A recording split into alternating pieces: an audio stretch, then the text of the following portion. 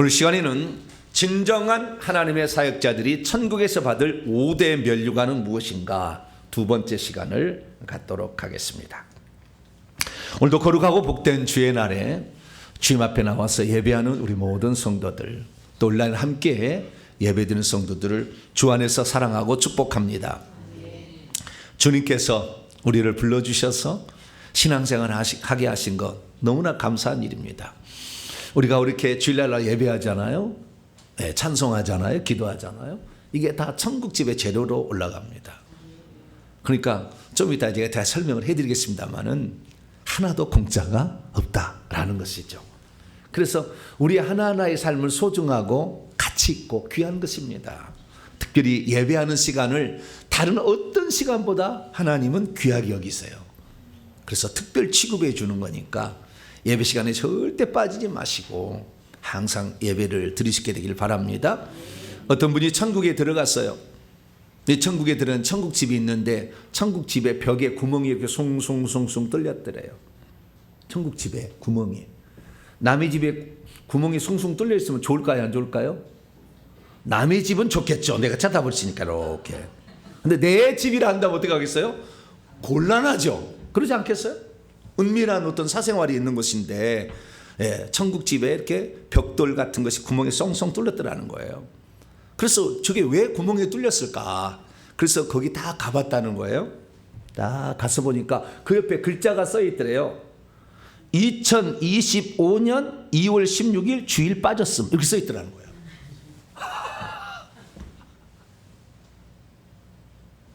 주일날 예배 안 드는 것이 다 구멍으로 이렇게 다 하나씩 빠져 있더라는 거예요. 그러니까 천국에 가서 구멍 숭숭 뚫은 집에서 살기를 원하시면 주일을 팍팍 빠지세요. 막 빠지시면 구멍이 숭숭 뚫려 있을 거예요. 그래서 그분이 그 자기 집을 안내해준 천사에게 물어봤다는 거 아니에요. 천사님, 구멍이 숭숭 뚫렸는데 곤란합니다. 이거 아직 내가 천국 안 갔으니까 이거 구멍을 메꾸려면 어떻게 하면 좋겠습니까? 물어봤더니 천사가 하는 얘기가 메꿀 수 있는 방법도 있습니다 그러더라는 거예요. 그것이 구멍 뚫리는 걸 어떻게 메꾸냐? 시멘트로 메꾸는 게 아니라 전도하면 메꿔진다는 거예요. 다른 영혼을 전도하면 메꿔진다. 그래서요, 혹시 주일 성수 많이 못 하신 분들은 전도를 많이 하셔야 돼요. 할렐루야. 그래서 그 구멍을 메꿔놔야지. 그 구멍 숭숭 뚫린 집에서 살기가 참 곤란하지 않겠어요? 그래서 우리가 왜 주일을 빠지면 안 되는가? 마음에 이런 거 있잖아요. 왜 그랬을까? 장차 우리의 영혼이 천국에 들어갈 집이 구멍이 뚫리니까 그런 마음을 우리가 가졌던 거. 이건 실제를 얘기하는 겁니다.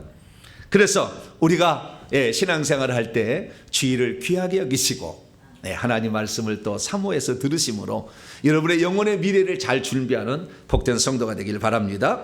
자, 천국은 어떠한 나라일까요? 천국은 근심, 걱정, 슬픔, 아픔, 고통이 없는 나라입니다. 할렐루야. 이건 기본이고요. 근데 거기에 뭐가 없느냐? 귀신이 없다는 거예요. 천국은 사단과 귀신이 없기 때문에 죄를 지을 유혹도 없어요. 그런 나라가 천국이에요.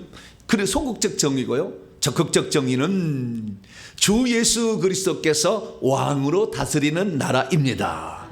그래서 그분은 선하시고 인자하신 분이기 때문에 그분의 통치 아래서 우리는 행복한 삶을 살게 되게 되는 것이죠. 천국은 그러면 그 예수님만 통치하시느냐? 원래는 하나님만 통치하게 돼 있었어요. 근데 요한계시록 3장 21절 보면 주님이 그의 보좌를 다른 사람과 나눠줘요. 그래서 24 장로의 보좌가 생겼고 14만 4천 명의 보좌가 생겼어요. 그건 뭐냐? 나만 왕으로 다스릴 것이 아니라 천국에 들어온 자들 중에서 귀한 자들은 왕으로 통치할 수 있도록 통치권을 주겠다라는 의미로 그들에게 보좌를 나눠주는 거죠. 물론 극소수만 그 자리에 차지하겠지만 그러나 그런 자를 주님께서 기뻐하신다는 것을 우리는 이 사실을 통해서 확인할 수 있게 되는 것이죠. 그렇기 때문에 우리가 간신히 턱걸이로 천국에 들어간다면 우리는 꽃밭에서 주님 보좌 빨리 저 꽃밭에서 이렇게 살게 될 것입니다. 그러면 이 천국에 들어갔을 때에 주님께서 귀히 여기는 자들은 어디에 사느냐? 천국 집이 있고요, 그 다음에 면류관도 씁니다. 더 나아가서는 지위도 높은 지위를, 왕노라는 지위, 주인노라는 지위까지 하나님이 주시는 것이죠. 그런데 이 천국에서 이렇게 귀한 사람, 귀히 여기는 사람이 되는 것은 어느 한 사람도 천국에 와서 그것을 준비한 사람은 없다는 거예요. 다 이 땅에 육신을 입고 살 때에 준비했던 것으로 하늘에 지휘하신 분들과 상이 결정되더라는 것입니다. 천국에 들어갔던 사람들이 사람이 아닌 사람이 없어요. 그도 사람이고 나도 사람이에요. 우리는 그때보다 더 오래 살기 때문에 천국을 더 준비할 수 있는 기회가 더 많을지도 몰라요. 성경 인물들보다. 웬만하면 요즘은 80 살잖아요. 안 그러나요? 네. 요즘 80까지 사니까 더 준비할 수 있는 기회가 있겠죠. 그런데 천국에 들어가는 사람 치고 한 사람도 자기가 이 땅에서 수고하지 않았는데 천국에서 상을 받을 자는 없다는 거예요. 그래서 나는 예수 그리스도를 믿어서 교회 다니는 것으로 나는 만족하겠다. 천국에 상이 없습니다. 꽃밭에서 사셔야 됩니다. 그건 잘 모르는 거예요.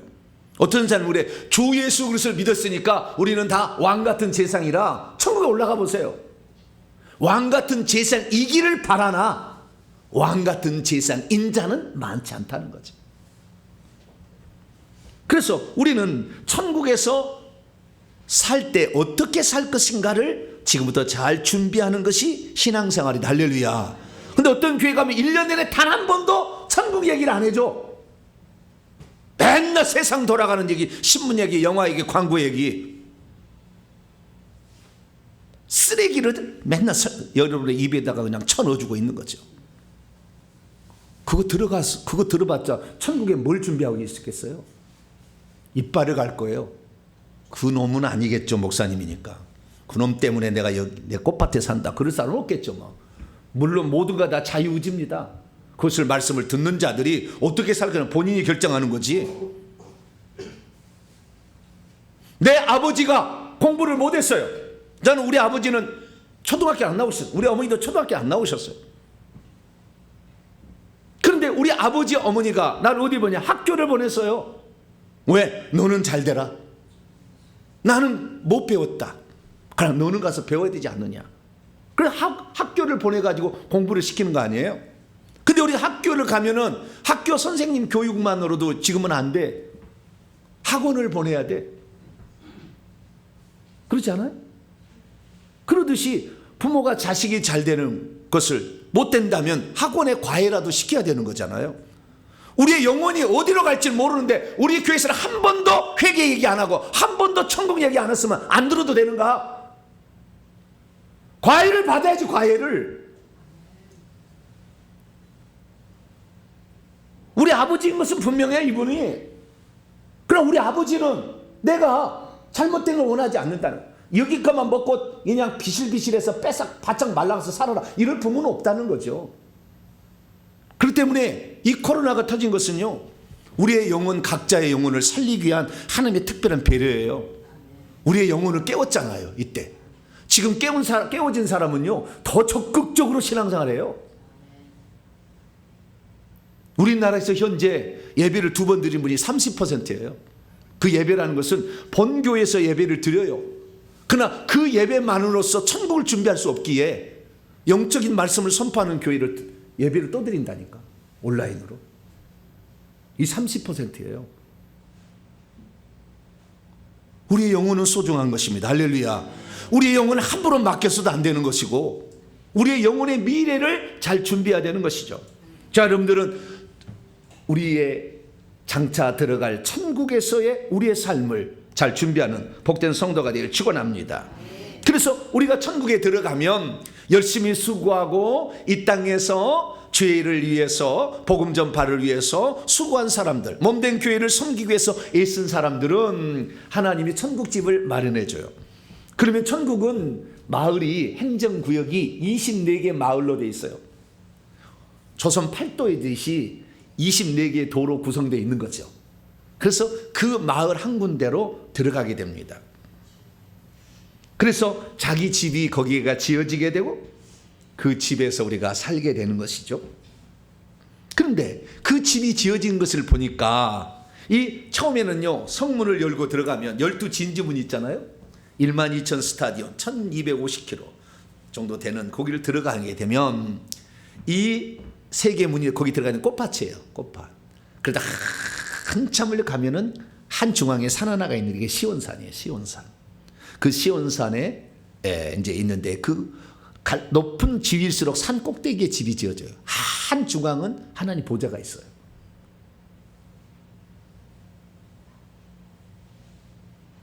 그 집이 지어진 것이 다 우리가 어떻게 살았느냐, 이 땅에 육신 입을 때, 여기 있을 때 살았냐에 따라서 결정이 되는 것이죠. 그래서 우리는 이 땅에서 천국집을 잘 장만할 수 있는 자로 살아가기를 바랍니다. 그러면 성도가 죽은 다음에 천국집을 다시 보수할 수 있느냐? 불가능한 거예요. 그 집을 다시 지을 수 없어요. 이 땅에서 죽는 순간 천국집은 스톱이에요. 딱 마무리해버려요. 천사가. 다 건축 천사가 집을 짓습니다. 다 마무리합니다. 그래서 우리가 천국에서 들어갔을 때에 우리가 영원히 살 내 집과 그리고 영원히 영광 받을 면류관의 그것을 우리가 잘 준비해야 됩니다. 그래서 천국에서 우리가 누릴 그 상에는 두 가지가 있다는 거예요. 천국 집이 있고 면류관이 있다는 거죠. 예배 드릴 때 쓰고 가는 면류관이 있어요. 왕관 같은 게 있다 그 말이에요. 그래서 이것을 준비하는 것은 우리가 육신을 갖고 있을 이때에 준비할 수 있다. 할렐루야. 그래서 되도록이면 우리는 아름답고 웅장하고 멋있는 집을 소유할 수 있게 되기를 축원합니다. 영광스럽고 빛나는 면류관을 쓰게 되는 성도가 되기를 축원합니다. 천국 집을 우리가 웅장하고 멋있고 아름답게 지으려면 그러면 어떻게 할까요?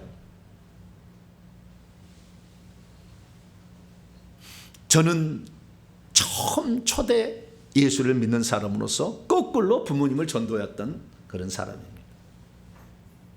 저희 집사람은 그래도 3대째 믿는 집안이에요. 저희 집사람은. 근데 제가 회개를 열심히 했어요. 열심히 했더니 천국집을 보여준 거예요. 천국집을. 근데 천국집을 보여주는데 천국집이 안 보이는 거예요. 귀신이 워낙 많으면 하나님이 천국집을 안 보여주는 것 같아요. 그래서 천국집이 안 보여요. 그러면 천국집이 지어질 땅이 있느냐? 봤더니 땅이 있어요. 대지가. 네.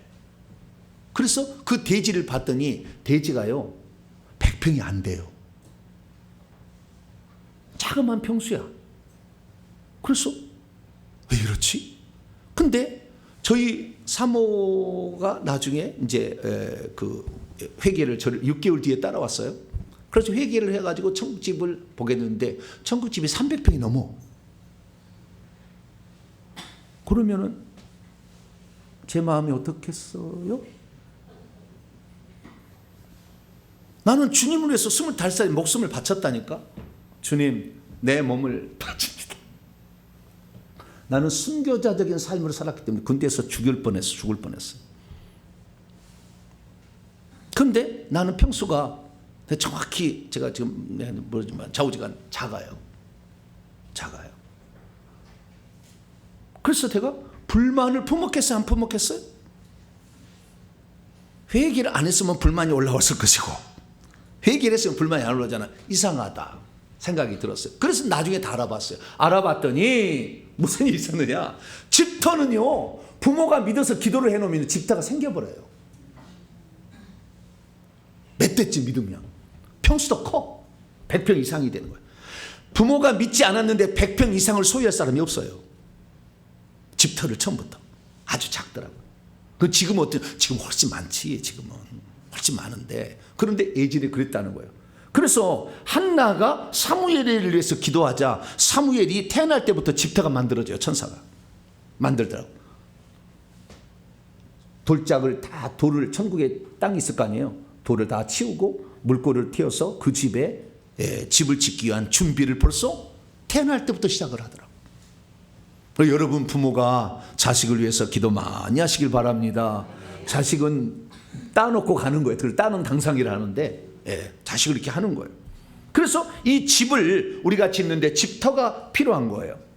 그리고 그 집터에 집을 짓게 되는데 일생에 우리의 삶이 결국에 천국에 올라가서 집을 재료가 되는 것이죠.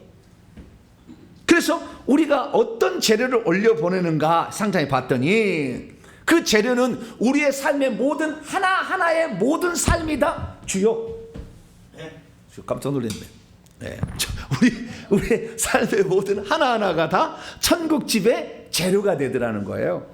그래서 예배 드리는 것도 재료가 되어 올라가고요. 그 다음에 찬송할 때도 이게 재료가 돼서 올라가고요. 기도할 때 화요일, 수요일, 목요일 중보 기도할 때 딱 천사가 와서 그 재료를 딱 갖고 올라가요. 없으면 안 올라가는 것이고 있으면 올라가는 거예요. 이렇게 자 이렇게 올라가는 거예요. 예배 드릴 때만 올라간 게 아니었어요. 복음 전파를 위해서 자신의 물질을 드릴 때 그것도 그대로 올라가요. 그대로 올라가.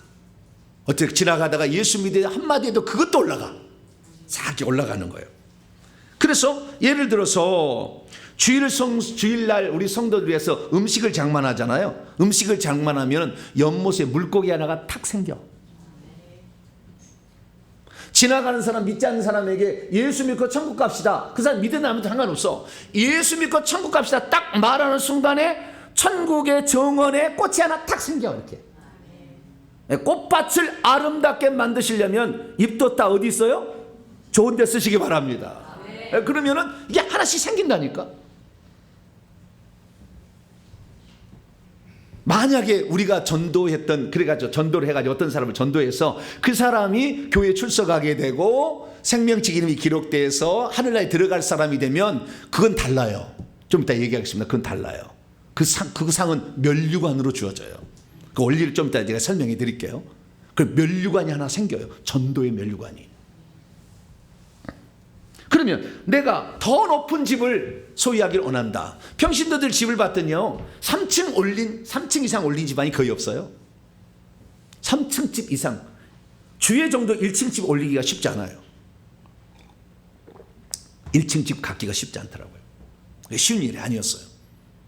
왜냐하면 그 올려보낸 재료가 불에 의해서 다 타버려. 왜? 자기 자랑, 자기 영광 받기 위해서 했던 거기 때문에 안 돼버려요. 솔로몬이 대표적인 경우예요. 없어져 버려요. 어쨌든 높은 집을 지었던 사람들의 삶을 보니까 어떤 집을 지었는가 찬찬히 봤더니요, 성전을 지어 바친 사람들은 높은 집을 갖고 있었어요. 7층 이상도 갖고 있었어요. 어떤 사람은 복음을 위해서 자기의 집을 바쳐. 이런 사람도 높은 집이 있었어요. 뿐만 아니라 자기 자식을 주의 종으로 만들어서 훌륭한 주의 종을 만든 부모들 높은 집을 갖게 됐어요. 그리고요 어떤 사람은 자기가 선교사가 되어서 복음이 전파되는 지역에 가서 목숨 바쳐서 이렇게 살았던 사람들도 결국에 높은 집을 짓게 되더라고요.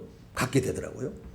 그리고 심지어 이 천국집은요 시골 같은 데 가가지고 거기는 성도들이 없잖아요. 할머니들이 출석을 해. 보면은 다 시골에 가보세요. 얼마 안 돼. 할머니들밖에 안 나와. 근데 할머니들은 헌금을 얼마 못 내요. 그들이 11조를 내겠어요? 못 내겠어요? 그러니까 시골에서 목회한다는 건 쉬운 일이 아니에요. 그런데 그런 목회를 꾸준히 지키니까 내가 그런 분 봤어요. 그렇게 해서 큰 목회를 안 했어요. 근데 시골에서 그렇게 열심히 일평생을 바쳤는데 약 70살 가까이 됐는데 천국집을 보니까 7층 집을 준비해놨더라고. 그래서 우리의 눈에 보기에 화려함이 그게 아니라는 거 알았어요. 어떻게 살았느냐. 그것을 하나님이 우리에게 알려주는 것입니다. 그래서 이 천국집은 그렇게 준비되는 것이라고 한다면 그러면 면류관은 어떻게 쓰는 거냐. 천국에서 받을 상의 두 번째는 면류가 있는데 이것은 빛나는 영광스러운 면류관이라고 정의할 수 있어요. 이 천국집에 우리가 있다고 한다면요 이게 천국집이 있다고 한다면 그 천국집의 1층에 가시게 되면 1층에 황금으로 되어 있는 탁자가 하나 놓여 있어요. 딱 들어가면, 현관을 열고 들어가면은 탁자 하나가 딱 황금으로 되어 있어요. 바닥은 투명한 유리 같은 수정 같은 게 생겼습니다. 딱 이 황금 탁자가 있는데 거기에 면류관이 딱 놓여 있어요. 면류관이 놓여 있는데 그 면류관이 뭐냐? 이 면류관이 상품입니다. 상품.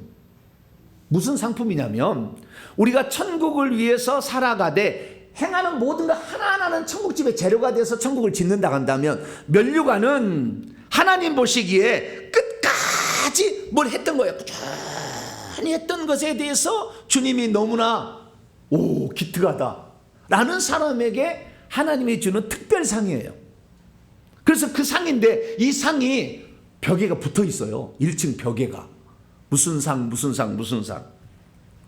그래서 어떤 사람은 전도상, 어떤 사람은 봉사상, 구제상, 좀 나가면 희생상, 눈물상, 사랑상, 인내세, 예배상, 기도상, 찬양상도 있어. 여러 종류의 상이 있어요. 그런데 그 상이 있잖아요. 그 상에 대한 상품이 면류관인 거예요. 그러니까 면류관이 어마어마 많아. 20개도 넘은 사람도 있어. 그 면류관이.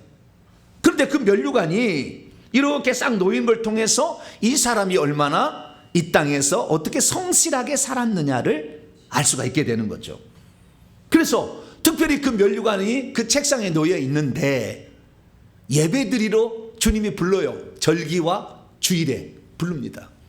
그러면은 이 올라가는 시간이 있어요. 자기 지파마다 이렇게 24 마을마다 전체가 올라갈 때가 있고 각 마을마다 올라갈 때가 있는데 그때에 올라갈 때 예배드릴 때 면류관을 쓰고 가는 거예요. 그러니까 그걸 쳐다보면서 부럽다. 그래서 그때 많은 얘기가 뭐냐면 껄껄껄이래요. 뭐라고요? 껄껄껄. 내가 조금만 더 예배를 잘 드릴 걸. 내가 조금만 더 중보기도에 나와서 좀 했으면 좋았을 걸 이렇게 한다는 거예요. 이 하나님은 영원히 누릴 영광이기 때문에. 그런데 이 영광의 광장에 가서 이제 3층에 올라가서 예배를 드리게 될 때 그들은 예배 드릴 때는 예배 드리는 옷으로 갈아입습니다. 흰 예복이에요. 이 예복을 갈아입고 그쪽으로 가는데요. 면류관을 쓰는 자가 많지 않다는 거예요. 그럼 왜 면류관을 쓰는 자가 많지 않을까요? 집은 지어질 수가 있어요. 그러나 집을 지어지는 것보다 면류관 쓰는 것이 훨씬 더 어려워요. 왜 그럴까요? 오늘 본문 말씀은 그 비밀을 우리에게 잘 설명해 주고 있습니다. 그래서 우리가 천국에 들어갔을 때 기본적으로는 우리가 삶의 하나하나가 올라가는 거, 청소 한 번 올라간 것도 재료대 올라가는 거예요. 그러나 청소 한 번 해가지고는 면류관을 못 받아요. 청소를 담당할 때 그의 육신의 건강, 육신이 움직일 수 있는 한 끝까지 해버려야 그때 면류관이 충성의 면류관을 주는 거지. 한 번 하는 것은 재료가 대로 올라간다니까. 약간 성격이 다른 거죠. 그래서 우리는 그 면류관을 얻기 위해서 살아가야 되는데 얼마나 헌신을 끝까지 했느냐, 충성했느냐, 이것이 이제 관건이게 되는 거죠. 그래서 사도 바울은 이런 얘기를 합니다. 그러므로 나의 사랑하고 사모하는 형제들아, 나의 기쁨이요 면류관인 사랑하는 자들, 얼마나 빌립보 성도들이 자기를 위해서 헌신했으면 그 자주장사 루디아가 자신의 열심히 장사한 그 돈을 선경으로 바쳤잖아요. 그리고 빌립보서 4장 읽어보세요. 하나님이 받으실 만한 향기로운 재물이라고 그래요. 재물이다. 그래서 어떤 사람은 이런 면류관을 쓸 그런, 그러니까 꾸준히 한 것이죠. 한 번만 한 게 아니라. 그러면 천국에서 우리 성도들이 만약에 가서 면류관을 쓴다면 맨 처음에 쓴 면류관은 뭡니까? 그건 충성의 면류관이에요. 충성은 한 번만 하는 걸 가리킨 게 아니에요. 지속적으로 끝까지 그 일을 잘 감당할 때 충성의 면류관을 주는 거죠. 두 번째로 받는 면류관은요, 의의 면류관이에요. 의의 면류관. 근데 사도 바울이 자기가 받을 면류관을 뭘로 예상했냐면 의의 면류관이라고 예상했다는 거예요. 그리고 다른 사람도 그 의의 면류관을 받기 위해서 힘쓰라고 권면을 하게 됩니다.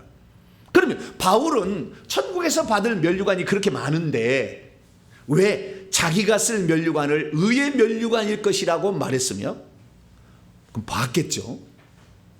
뿐만 아니라 다른 사람도 그 면류관을 얻기 위해서 힘써 달려가라고 권면을 한 것일까요?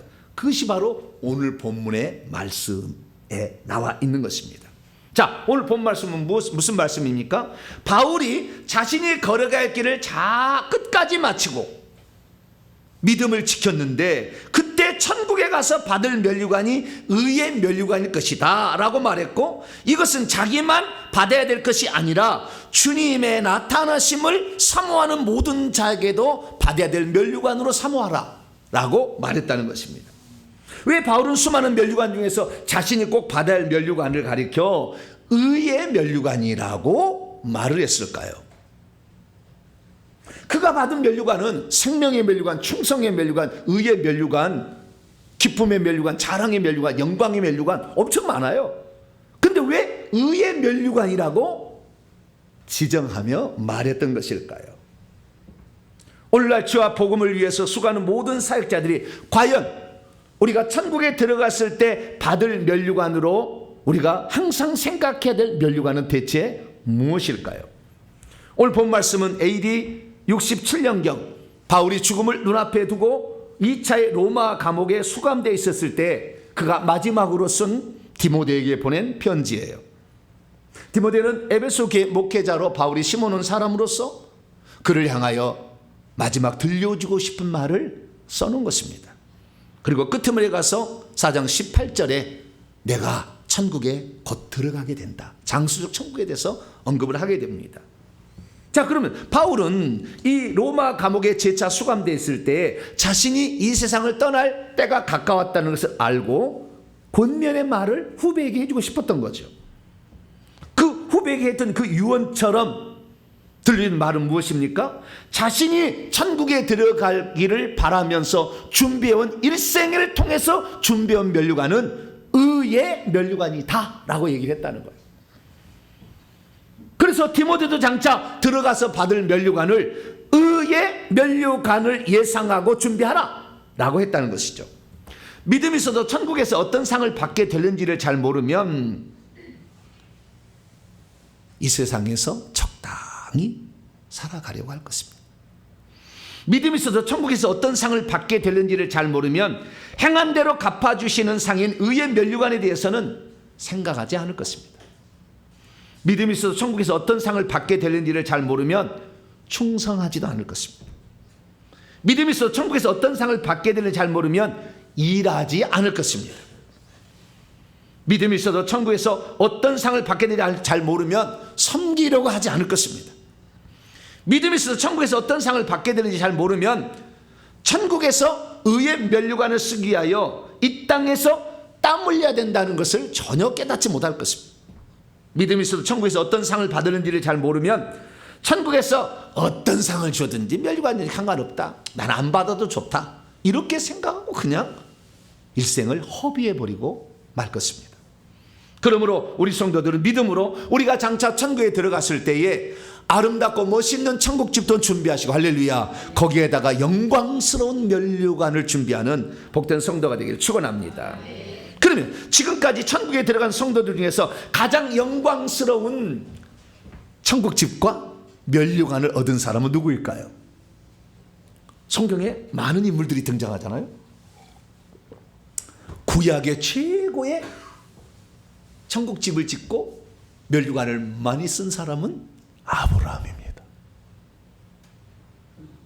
모세일 것 같잖아요. 모세는 3등이요. 아브라함이요. 모세가 어마어마하게 했잖아요. 200만 명 막 이끌고 가고 막 홍해를 막 가르고 막, 이야, 그러지 않아요. 아브라함이요. 신약엔 누굽니까? 베드로일 것 같잖아요. 왜? 한 번 전도하니까 3,000명, 또 한 번 전도하니까 5,000명. 막 성전에 올라가다가 남에서 걷지 못하고 일어나, 나사렛 예수 이름으로 일어나 걸으라니까 막 팔딱팔딱 기었잖아. 어우, 베드로가 지나가자 그 그 그림자에만 덮여도 병이 낫겠다 생각해서 침대에 요를 갖다가 막 눕혀놓더니 기적이 일어났잖아. 베드로일 것 같잖아요. 베드로 아니에요. 베드로 2등이에요. 사도 바울이에요.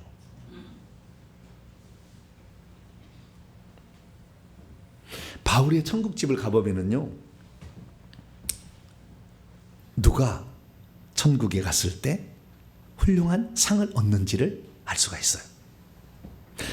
바울의 천국집은요, 빛이 확 멀리서 갈 때 저게 얼마나 큰지 몰라. 얼마나 큰 유럽 성인데요, 빛이 확 황금으로 돼 있는데요, 바삭바삭바삭 이렇게 돼 있어요. 멀리서 날아봐. 저렇게 큰 집이 있을까? 그러니까 이 대문에 보면은 오른편에가 이게 바울이라고 써 있어요. 이 바울 집이라는 문패. 그 문을 열고 들어가면은요, 밖에는 벌써 천사가 지키고 있어요. 근데 그 들어가면은요, 정원이 있죠. 집 정원이 있는데 정원에 저 집까지 한참 걸려. 왜? 집이 평수가 3,000평이에요. 제가 지금까지 진단했는데 100평 넘어간 사람 거의 없었어요. 저한테 진단받으러 와서 사역받으러 온 사람, 목회자 치고 100평 넘어간 사람 거의 없었어요. 쉽지 않아요. 3,000평이요. 그리고 집의 규모도요 2,000평이요. 건평이. 그것을 18층을 올렸어요. 건폐율이 높아. 얼마나 많은 사람들이 왔다 갔는지 몰라. 애기 천사들이 막 놀고 있고요. 나비 때 새가 막 날아왔는데요. 사람들이 많아. 그 집은 수백 명의 사람들이 와서 시중 들고 있어요.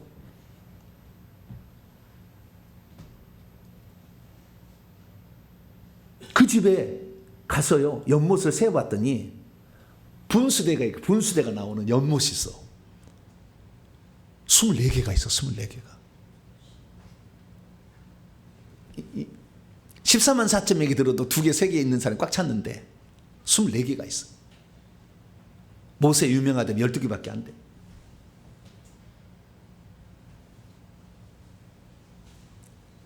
그리고요, 그 연못에 물고기들이 얼마나 많은지. 그리고 나무들이 있는데요, 나무들이 얼마나 많은지. 나무들도 다 그냥 있지 않아요. 우리가 다 행한 것으로 나무도 생기는 거예요. 근데 나무가 숲이야, 숲. 얼마나 많은지 셀 수가 없어. 그리고 이 바울을 만나게 되면요, 그 바울의 그 면류관이 금의 면류관인데 얼마나 빛이 나는지 몰라. 엄청난 많은 면류관을 쓰고 있는 거예요. 1층에 들어가게 되면 이게 일부러 하나님이 쓰게 해요. 누구를 만나러 올 때는 알려주려고. 평소 때 다 안 쓰는데. 그러면 이제 우리가 만나러 가잖아요. 그냥 일부러 쓰고 있어. 그러니까 알려주는 거예요. 근데 그럼 바울은 몇 개의 면류관을 썼는지 알 수가 없어. 왜 알 수가 없냐면은, 우리가 예를 들어서 전도를 한 명을 하잖아요. 전도를 한 명을 하게 되면 전도가 열매를 맺어서 생명책에 딱 기록이 되잖아요. 그러면 전도의 면류관이 상이 주어져. 전도 상이. 그 전도 상에 대한 상품이 면류관인 거예요. 그러니까 면류관이 전도상으로 100명을 전도했으면 면류관이 몇 개예요? 100개가 있는 거예요. 100개가. 근데 그 100개를 상에다 펼쳐놓을 수 없으니까 겹쳐놔 이렇게. 그 겹쳐져요.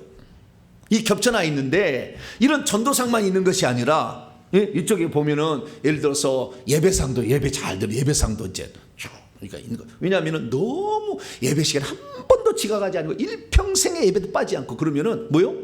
예배상이 이제 있는 거죠, 거기에. 그런 상들이 있는 거예요. 근데 우리가 이제 아직 죽기 전에 천국에 올라가면 우리의 상이 있는 사람도 있을 거 아니에요. 우리의 상은 여러 종류의 상이 있어요, 거기에.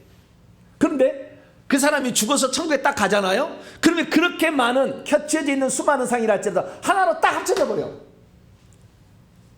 그걸 딱 쓰는 거예요. 딱 합쳐져 버린다니까. 그러니까 이 상이 수많은 상에 대한 면류관을 합쳐가지고 한 개의 면류관을 만드니까, 그 면류관에 빛이 나는 그 빛의 크기와 그 다음에 거기에 박혀있는 보석의 크기를 통하여 이 사람이 엄청난 면류관을 받았구나. 그러니까 바울은 수천 개를 받았겠죠. 어떤 사람은 그래요. 목사님, 목 디스크 있는데 어떻게 나는 면류관이 수천 개면 이러면 어떻게 해요? 막. 예? 그래. 걱정 허덜덜 마세요. 솜털처럼 가볍습니다. 써보면 솜털처럼 가벼워.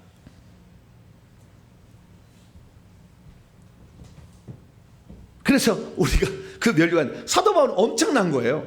그러면 대체 사도 바울은 어떻게 되었길래 집도 어마어마하게 제일 큰 집, 면류관도 최고로 많은 그런 면류관을 쓴 사람이 되었을까요? 그것은 천국 집을 얘기한다면 하나하나의 삶을 항상 최선을 다해서 한 거예요. 하나하나를. 예배 한번 드린 거, 기도 한번 한 거, 전도 한번 한 거, 하나하나가 다 재료가 되는 거니까. 근데 그것을 한 번, 두 번만 하면은 천국 집의 재료가 되겠지만, 그것을 끝까지 나의 달려갈 길을 다 마치고 믿음을 지켰다듯이 끝까지 하게 되면 그것이 상으로 바뀌어요. 그게 충성상인 거예요, 그게. 그래서 제가 조사를 해봤어요. 그랬더니 그가 이러한 천국에서 어마어마한 사람이 될 수 있었던 건 4가지 요인이 있었어요. 그래서 그 4가지 요인을 말씀드릴 테니까 여러분도 그래도 조금만 따라가야 되지 않겠어요? 우리가 바울같이 살 수는 없지만 따라가려면 어떻게 해야 될 거냐. 자, 오늘 본 말씀, 성경책을 보세요. 자, 7절 8절 말씀을, 자, 7절 여러분 성경책을 보세요. 읽습니다. 시작. 나는 선한 싸움을 싸우고 나의 달려갈 길을 마치고 믿음을 지켰으니. 자, 7절에 의하면 한 번만 하는 것은 천국 집의 재료지만 꾸준히 죽을 때까지 해야 돼. 아시겠죠? 요렇게 해야 된다 그 말이. 아시겠죠? 그 다음 또 8절 시작. 이제후로는 나를 위하여 의의 면류관이 예비되었으므로 주 곧 의로우신 재판장이 그날에 내게 주실 것이며, 내게만 아니라 주의 나타심을 사모하는 모든 자에게는 주님 보시기에 의롭다고 충분히 칭찬할 만한 일을 해왔어야 돼요. 주님이 한 번 자른다고 칭찬하지는 않아요. 넌 변화먹구나, 할렐루야. 그런 사람에게 칭찬이고 주님의 자랑이 돼야 돼. 그는 동탄명생 가면은 그는 내 자랑이다, 주님이 얘기해야만이 면류관이 주어지는 거예요. 몇 번 하다가 그만두고 뽀로로 그만두는 거 절대 안 줘요. 말도 안 되는 얘기요. 그래서 저는요, 믿음의 지조를 지키고 믿음의 지조를 지키는 것까지 뿐만 아니라 삶의 성실한 자, 그런 자가 결국에 면류관을 받지 않겠나라는 생각을 합니다. 그럼 사도 바울을 통해서 하나님께서 이 사람은 참 내가 상을 주기에 합당한 사람이라 그렇게 재판장이신 예수님이 결정을 내려가지고 상을 준다는 거예요. 그럼 어떤 삶을 살았겠느냐? 4가지를 주목할 필요 있어요. 첫째는요, 자신이 그처럼 추구하고 좋아하던 세상의 모든 것을 내려놓고 주와 복음을 위해서 자기 자신을 드린 거예요. 빌립보서 3장 7절 8절 보면, 그러나 무엇이든지 내게 유익하던 것을 내가 그리스도를 위하여 해로 여길 뿐만 아니라 배설물로 여겼다. 모든 것을 해로 여김은 그리스도 예수를 알고 그리스도를 얻고 그리스도 안에서 내가 발견되려 함이라, 이렇게 얘기를 해요. 이게 무슨 말이냐면, 하늘의 것을 얻기 위해서 자신이 이 세상에 추구하던 세상 모든 욕망들을 내려놓은 거예요. 이런 자들에게 하나님께서 끝까지 일할 수 있도록 마음을 주셔서 면류관을 얻게 하신다. 할렐루야. 그렇게 정의할 수가 있게 되는 거죠. 그래서 바울은 예수를 만나기 전에 유대국에 있을 때 엄청난 출세욕이 강한 사람이에요. 출세하는 것이 욕망이 가득했어요. 자기는 사내들인 공회원이 되려고 생각했어요. 그 대지안까지 잘 보이려고 공문까지 달라고 해서 예수 믿는 사람 이단이라고 잡아다 감옥에 쳐놓고 스데반 죽이는데 앞장선 거예요. 왜? 출세하려고. 대지안이 잘 보이는 거죠. 공부도 열심히 한 것은 뭐 하려고? 출세하려고. 여러분, 신앙생활 잘하는 게 뭐 하려고? 출세하려고. 부자로 살려고.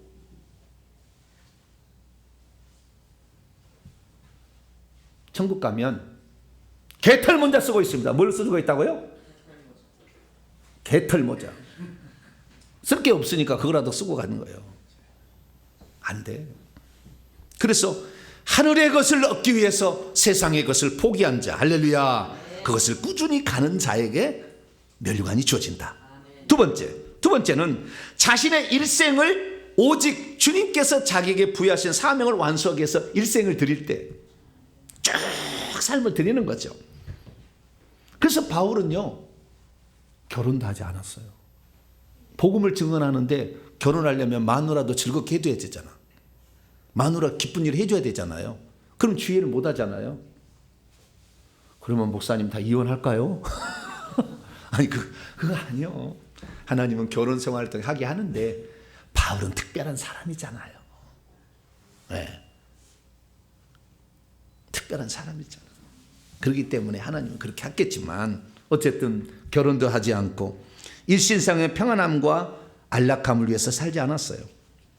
그가 직업을 갖게 된 것은 돈 벌기 위함이 아니요 선교비를 마련하기 위함이었어요. 그리고 일평생 동안 집 한 칸도 없었어요. 일평생에 남의 집에서 살았어요. 복음을 전파하기 위해서 그는 일평생에 자신을 드린 거죠.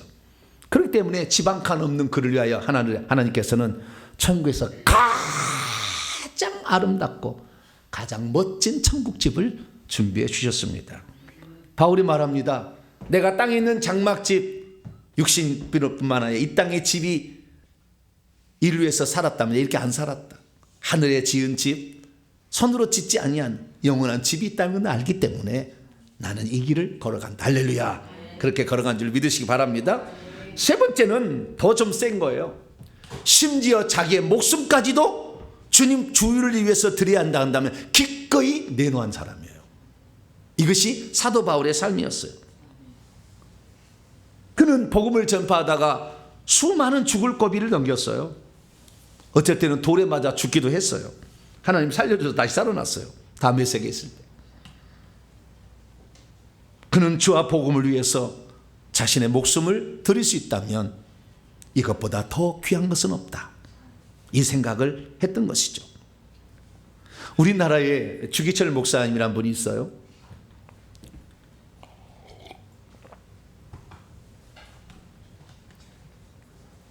전부 다 우리 교단 총회가 신사참배는 우상숭배가 아니고 국민의례다라고 결정을 내렸어요. 총회에서 목사들이 다 모여가지고 주기철 목사님 아니요, 그 우상숭배입니다 얘기를 했어요.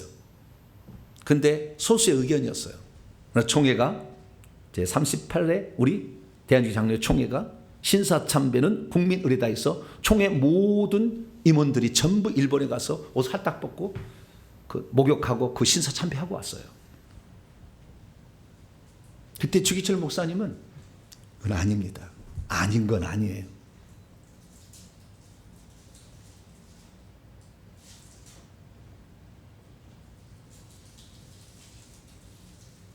매 예배 때마다 순사들이 들어왔어요. 다 보고를 했어요. 그래서 일본 천황을 숭배하지 않은 저놈은 일본의 역적이다. 잡아가요. 감옥에 쳐넣습니다. 거꾸로 매달아 놓고 주전자에 고춧구멍을 타서 코에다가 집어넣어요. 수많은 고문을 합니다. 너 일본 천황을 숭배하는 것이 국민이라고 얘기만 하면 너는 죄 없다. 너는 풀어준다. 많은 돈도 주마. 계속 회유를 했어요. 그런데 주기철 목사님은 거기서 굴하지 않았어요. 얼마나 학대를 많이 했는데 몸이 축 나가지고 거의 빼빼 말랐어요. 죽을 때가 가까웠던 거 알아요. 이분이 알게 돼요. 어느 날은 네가 진짜 네 주님만을 믿고 일본 천황을 숭배하지 않는다면 너 주님을 위해서 이 모판을 걸어라고 그래요. 못을 거꾸로 이렇게 다 박아놓고 거기를 걸어가요. 근데 이게 발을 딛잖아요. 그러면 이 무게에 의해서 못이 박혀서 뚫어져요. 그러면 이 못이 툭 뚫고 나오면서 피가 꿀꿀꿀꿀 나와요. 그걸 걸어가요. 그래서 일본도 짠했는지 한 번 내보내줘요. 죽게 생겼으니까. 그래서 그가 산정에게 와서 설교를 합니다. 그 마지막 설교의 제목이 오종목의 나의 기원. 멸칭으로 일사가고 라는 설교를 하게 됩니다. 그 설교에서 뭐라고 얘기하느냐, 이렇게 설교를 합니다. 주님을 따라, 나의 주님을 따라가는 죽음은 나의 소원입니다. 나에게는 한 번 죽는 거 이 각오밖에 없습니다. 소나무는 죽기 전에 찍어야 푸르르고 백합화도 시들기 전에 떨어져야 향기롭지 않겠습니까? 세례 요한은 33세, 스데반은 청장년의 뜨거운 피를 주님을 위해서 흘렸습니다. 이 몸도 시들기 전에 주님의 제단에 제물이 된다면 더 큰 소원은 없습니다. 할렐루야. 그리고 부른 찬송이 뭐냐? 이 세상 험하고 이 그래서 오늘 넣었어요. 상 험하고 나 비록 약하나 주 예수, 이렇게 찬송을 했어요. 눈물바다가 됐어요. 주의 은혜로 대속받아서 피와 같이 붉은 재 눈같이 이겼네.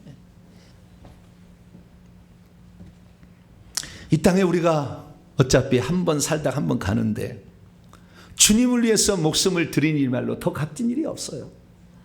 그래서 바울의 상에는 순구의 면류관이 있고 생명의 면류관이 있어. 천국 가면 생명의 면류관 넣는 사람이 많지 않아요. 그런데 그 면류관을 주님께서 주셨어요. 넷째로 바울이 이 천국에서 의의 면류관을 받을 것이라 말하는 것은 그는 주님을 위해서 고난을 받고 주님을 위해서 환난당하고 주님을 위해서 핍박받는 것에 불평하지 않냐고 감사했다는 거예요. 어떠한 시련이 와도 어떠한 환난이 몰아쳐도 변함없이 주님을 사랑했기에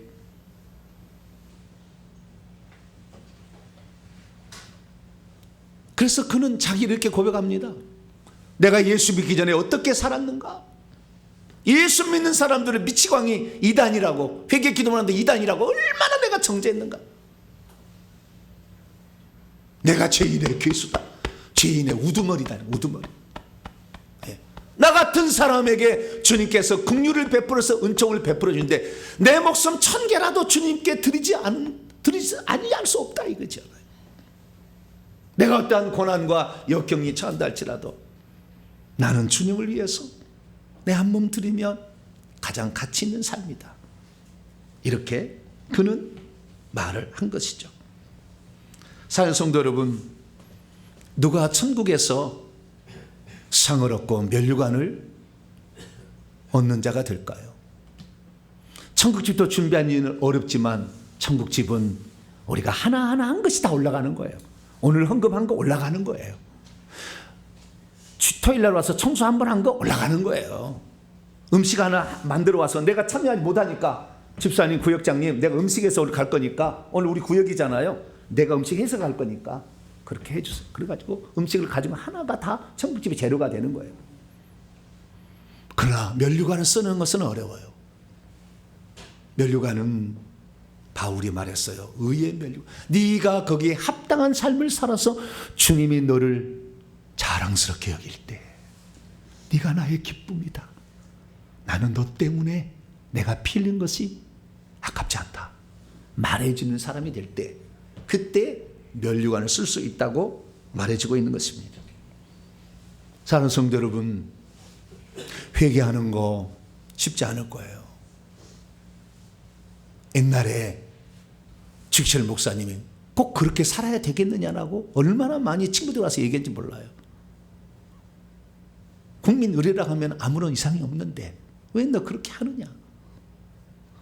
그러나 여러분 천국에 들어가면 아시겠지만 사람을 회개시키고요. 그래서 그 사람이 세루살렘 성 안에 원래는 회개치 않으면은요 다 성 밖으로 가거든요. 70%들 가. 근데 그 사람을 회개를 시켜서 세루살렘 성 안에 들여보내면은 상이 커요. 상이 커. 천국집에 지어지는 속도가 틀려. 어마어마한 상이 우리를 지금 기다리고 있는 거예요. 상을 얻는 자가 핍박이 없다고요? 그건 상 없는 거예요, 사실. 핍박을 받아야 돼. 고난도 통과해야 되고 그 길을 걸어가기 쉬운 길이 아니에요. 그렇지만 그 길을 묵묵히 걸어가게 될 때 하나님께서는 우리를 위하여 하늘에 천국집도 아름답게 준비해 주시고, 시간이 지나면 천국집에 털을 넓혀버려요. 어느 날 천국집을 더 키워버려. 그런데 이 천국집이 산 밑에 있는 것을요, 중턱까지 막 올린다니까. 더 커지면 막. 그리고 어떨 때는요, 마을도 바꿔줘. 왜? 그가 한 일이 이 마을이었는데 그가 하는 일이 너무나 이 마을이 더 좋기 때문에 이 마을도 옮겨줘 막. 그리고 올라가는 거예요. 우리의 삶, 우리가 행한 대로 천국에서 보상받는 거지 안 한 걸 받는 게 아니에요. 어떻게 사시겠습니까? 여러분의 나머지 인생을 사도 바울의 걸어간 그 발자취를 따라가지 않겠습니까? 그것은 여러분의 미래를 준비하는 가장 아름다운 길인 줄로 믿으시기 바랍니다. 걸어가신 아버지 하나님, 우리가 사도 바울처럼 살아갈 수는 없다 할지라도 사도 바울이 우리에게 가르쳐준 교훈을 마음에 새기며 살아갈 수 있습니다. 비록 우리의 작은 헌신이지만 주님을 위해서 변함없이 그 지조를 지키게 될 때 주님은 우리에게 아름다운 천국집과 그리고 상을 주실 줄로 믿습니다. 상장으로 주어질 그 면류관에, 의의 면류관에 표지가 붙는 그날까지 최선을 다하는 우리 모두가 되게 해 주시옵소서. 우리 주 예수 그리스도의 이름으로 기도하옵나이다. 아멘.